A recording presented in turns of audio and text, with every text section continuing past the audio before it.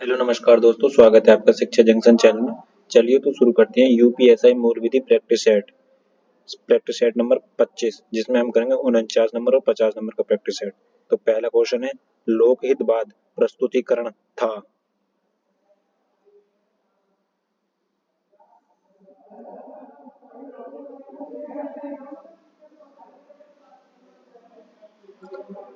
ऐसे व्यक्ति के लिए जो समाज में अन्य न्याय नहीं प्राप्त कर सकता है।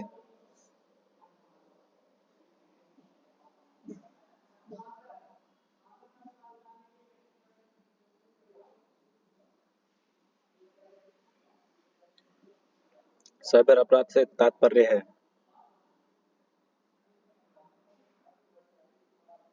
ऐसे अपराध जो कंप्यूटर या संचार युक्ति के माध्यम से किया जाता हो। सूचना के क्षेत्र से तेजी से हो रहे विकास या कुछ लोगों के द्वारा किए गए जाने वाले दुरुपयोग के साइबर अपराध की संज्ञा दी गई हो। उपयुक्त दोनों। सूचना प्रौद्योगिकी के अंतर्गत नियम बनाने की शक्ति प्राप्त है केंद्र सरकार और राज्य सरकार दोनों को।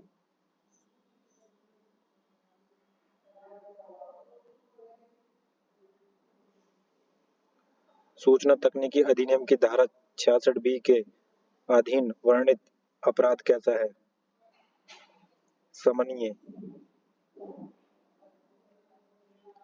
इस अधिनियम में प्रयोजन के लिए नियंत्रक, प्राप्तकर्ता अधिकारी, उप नियंत्रक एवं सहायक नियंत्रक की नियुक्ति की जाती है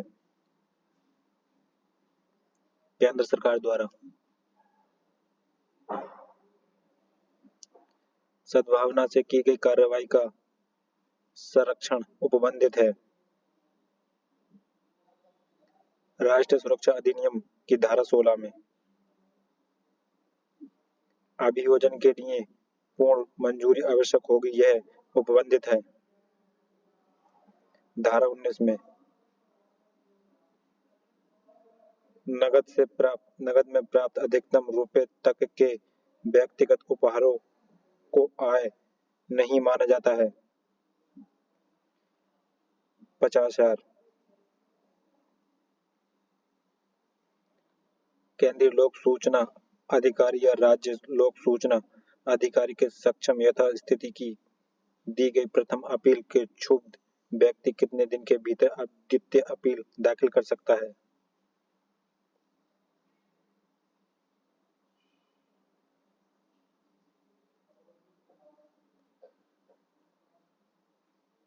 साठ दिन के भीतर।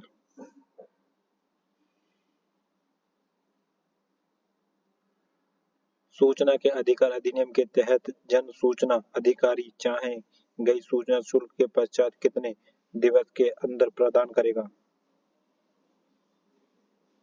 30 दिन के अंदर। मानवाधिकार हॉटलाइन की स्थापना की गई 1994 में। मानवाधिकार संरक्षण अधिनियम के अंतर्गत राज्य सरकारों द्वारा आयोग की अनुदान दिए जाने का प्रावधान है धारा 33 में।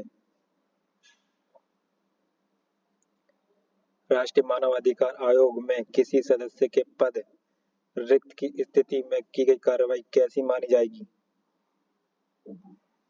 विधिक होगी। छल करना दंडनीय है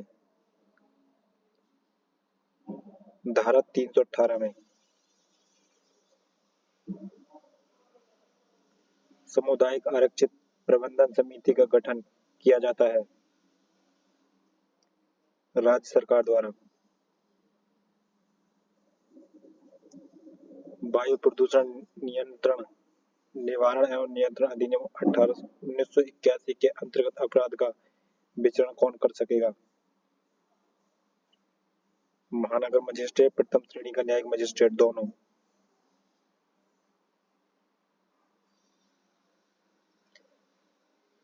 सड़क चिन्ह बनाए जाते हैं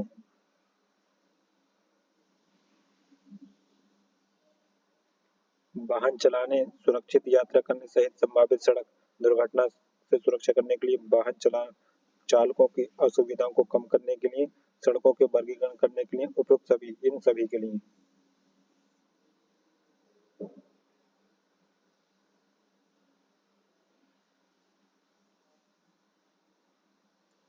स्थायी परमिट अधिकतम कितनी अवधि के लिए प्रभावी होंगे? 4 महीने। दंड प्रक्रिया संहिता के अंतर्गत निःशुल्क विधिक सहायता संबंधी प्रावधान किस धारा में है?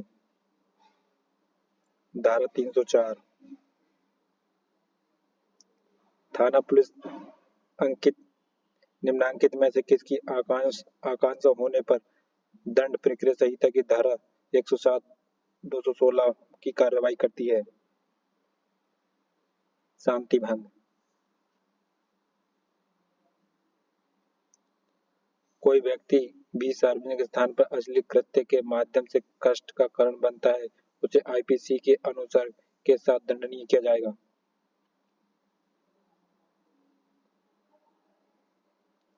3 महीने तक की कैद और जुर्माना दोनों कुछ भी हो सकते हैं।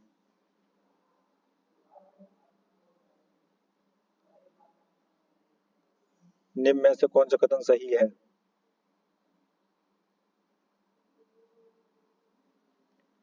यह अधिकतम उम्र एवं क्षमता का विचार किए बिना अभी को उपलब्ध है।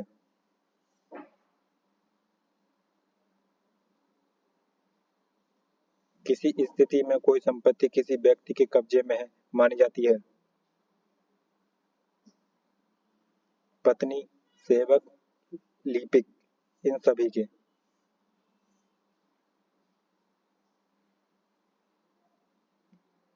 निम्नलिखित में से कौन सी जनहित याचिका पीआईएल निःशुल्क कानूनी सहायता के अधिकार से संबंधित है? हुसैन आरा खातून बनाम बिहार राज्य। लोकस स्टैंडी है।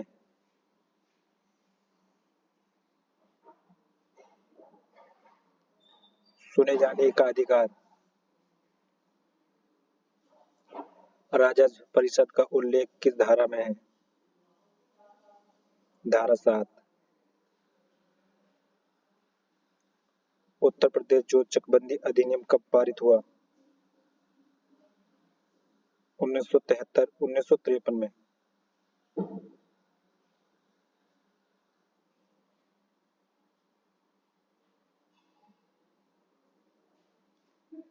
न्यायालयों द्वारा अपराधों का संज्ञान किस धारा में उल्लिखित है? धारा 88 में। घरेलू हिंसा से महिला संरक्षण अधिनियम के तहत केंद्र सरकार की नियम बनाने की शक्ति का प्रावधान है? धारा 37 में।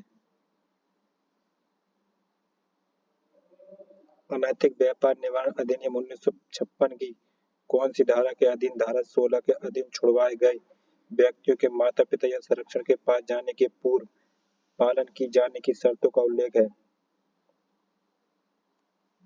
धारा 17 का। दहेज प्रतिषेध अधिनियम 1961 के अधीन अपराध का संज्ञान ले सकता है? महानगर मजिस्ट्रेट तथा प्रथम वर्ग न्यायिक मजिस्ट्रेट।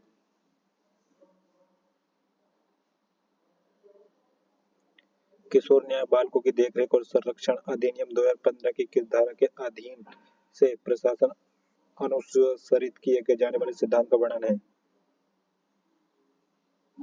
धारा 3। किशोर न्याय बालकों की देखरेख और संरक्षण अधिनियम 2015 की किस धारा में विशेष गृह का वर्णन है?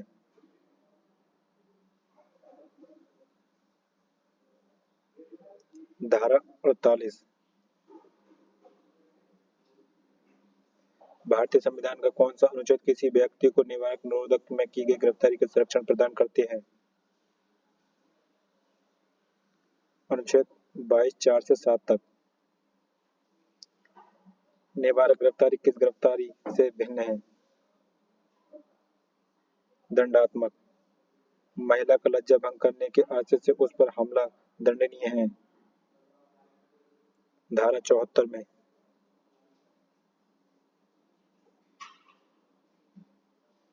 भारतीय न्याय संहिता 2023 की किस धारा में लैंगिक उत्पीड़न परिभाषित है? धारा 75 में।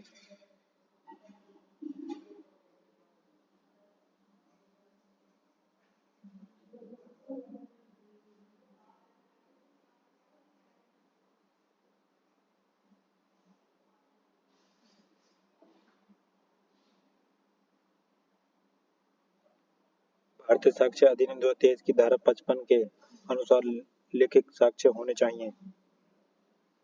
प्रत्यक्ष। भारतीय नागरिक सुरक्षा संहिता 2023 में पुलिस रिपोर्ट को परिभाषित किया गया है।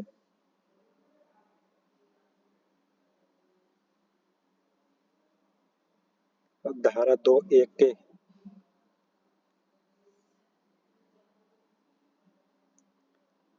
दंड न्यायालयों का उल्लेख किया गया है। धारा 6 में।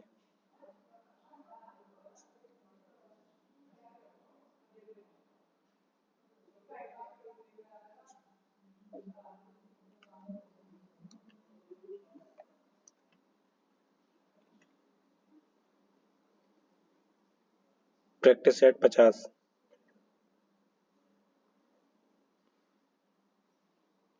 सर्वप्रथम जनहित याचिका बाद का उद्भव हुआ।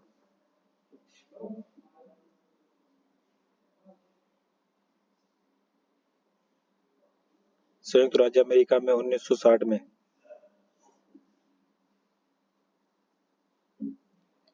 निम्नलिखित में से कौन सा अपराध वित्तीय प्रयोजनों के लिए किया जाता है? सलामी आक्रमण।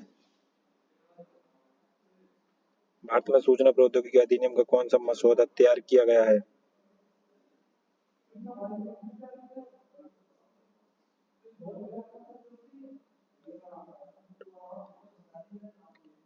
अनक्रिटरल मॉडल कानून के आधार पर।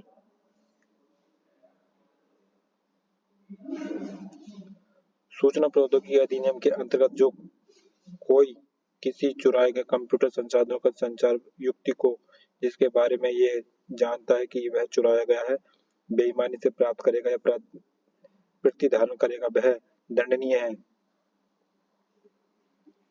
अधिकतम 3 वर्ष का कारावास, केवल 1 लाख तक का जुर्माना, उपयुक्त दोनों।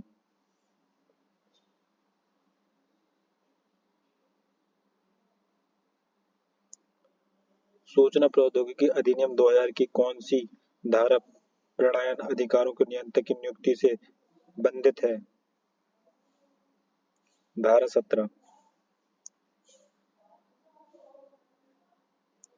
राष्ट्रीय सुरक्षा अधिनियम की धारा के तहत राज्य को संरक्षण प्राप्त है।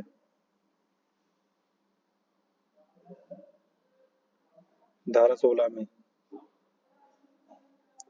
मोहम्मद इकबाल अहमद बनाम आंध्र प्रदेश राज्य का वाद किस धारा से संबंधित है? धारा 19।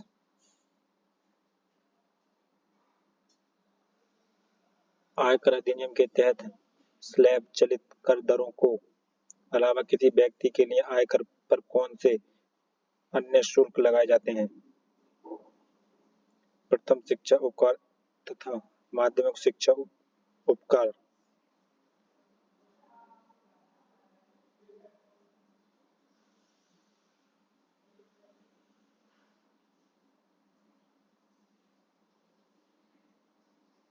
सूचना का अधिकार आरटीआई अधिनियम के प्रावधानों के मुताबिक प्रथम अपीलीय प्राधिकरण से संतोषजनक उत्तर न मिलने पर कितने दिन के भीतर कोई व्यक्ति मुख्य सूचना आयुक्त के पास अपील दर्ज करा सकता है? 90 दिन के भीतर।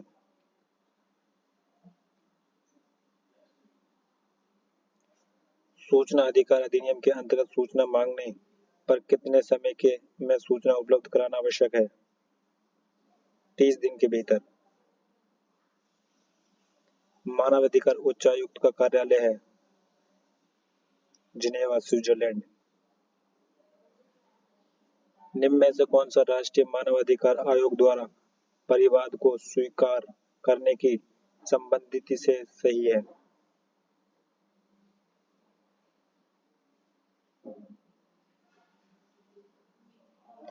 ऐसी घटना का परिवाद जो घटना के 1 वर्ष के बाद हो किसी न्यायिक से संबंधित परिवाद संगठित अमान्य और छद्म नाम से किए गए हो, जो तुच्छ प्रकृति के हो, जो व्यक्ति के क्षेत्रीय कार्यातीत हो।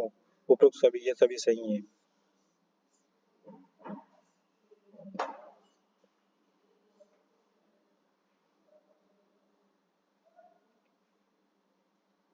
राष्ट्रीय मानवाधिकार आयोग के अधिवेशन के समय और स्थान पर निर्धारण कौन करेगा? आयोग का अध्यक्ष। आपराधिक धमकी देना किस धारा के तहत दंडनीय है? धारा 351। केंद्रीय चिड़ियाघर प्राधिकरण के सदस्य होते हैं 10।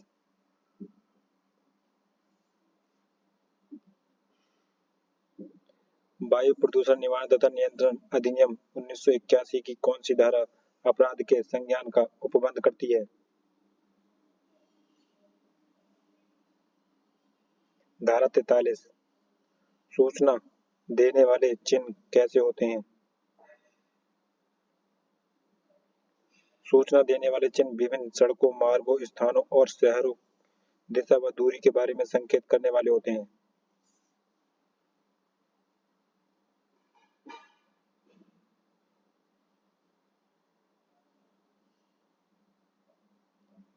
किसी ड्राइवर से एक दिन में अधिकतम कितने घंटे का कार्य लिया जा सकता है? 8 घंटे। निम्न अपराधों में से किस अपराध का समन नहीं किया जा सकता है? हत्या का प्रयत्न। दंड प्रक्रिया संहिता की धारा 107, 116 के अधीन कार्यवाही की रिपोर्ट किसके समक्ष प्रस्तुत की गई? कार्यपालक मजिस्ट्रेट के।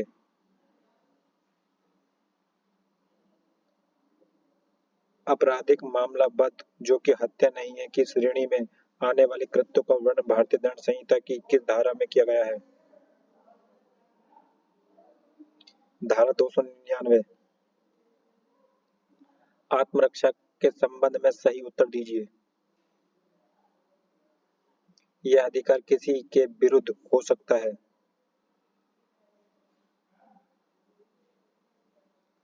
आज जो एक अच्छा तरीका है बा को नदी में डुबाते हुए देखता है, आ बा को नहीं बचाता तथा बा डूब कर मर जाता है। यहाँ आ किस अपराध का दोषी होगा? किसी अपराध हेतु नहीं।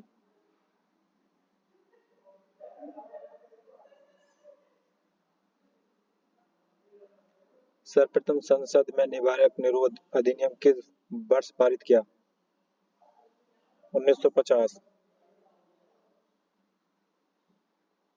एक व्यक्ति में जनहित याचिका दायर कर सकता है उच्च न्यायालय या उच्चतम न्यायालय द्वारा? में PIL पर आधारित है। सामाजिक अनुबंध।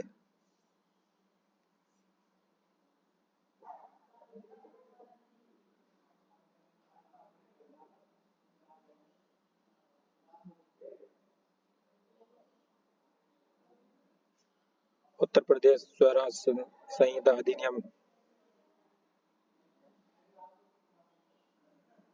2006। पुरानी जोत व्यवस्था के स्थान पर अधिनियम लागू होने के बाद कितने प्रकार की जोत प्रारंभ की गई? 4 प्रकार। अनुसूची का संशोधन करने से शक्ति का उल्लेख है। धारा 106 में। घरेलू हिंसा से संबंधित केंद्र व राज्य सरकार के कर्तव्य निर्धारित हैं। धारा 11 में। का वधू के माता पिता के प्रत्यक्ष रूप से दहेज की मांग करता है। दहेज प्रतिषेध अधिनियम 1961 की किस धारा के अधीन वह दंडनीय होगा? धारा 4। किशोर न्याय बालकों की देखरेख और संरक्षण अधिनियम 2015 की किस धारा के परित्यक्त बालक को परिभाषित किया गया है? धारा 2 आई।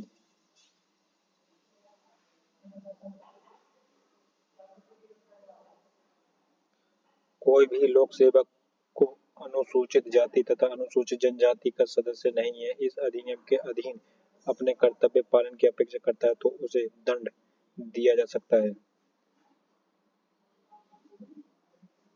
6 माह से 1 वर्ष की अवधि तक।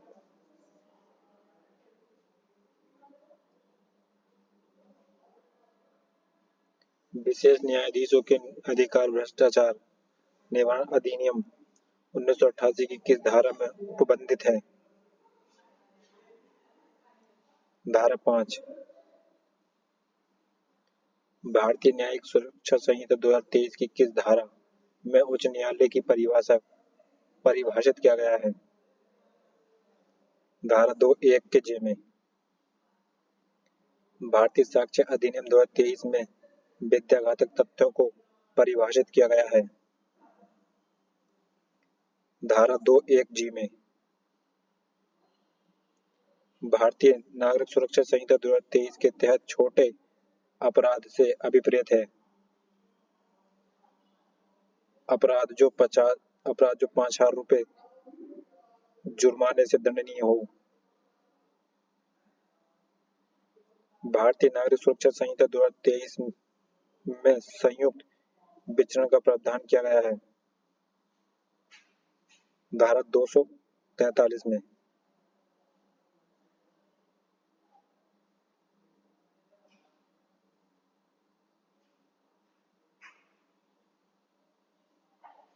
निम्न में से कौन सा अपराध महिलाओं के विरुद्ध अपराध है? लैंगिक उत्पीड़न, दृश्य रीतिकता, पीछा करना, उपरोक्त सभी। ये सभी।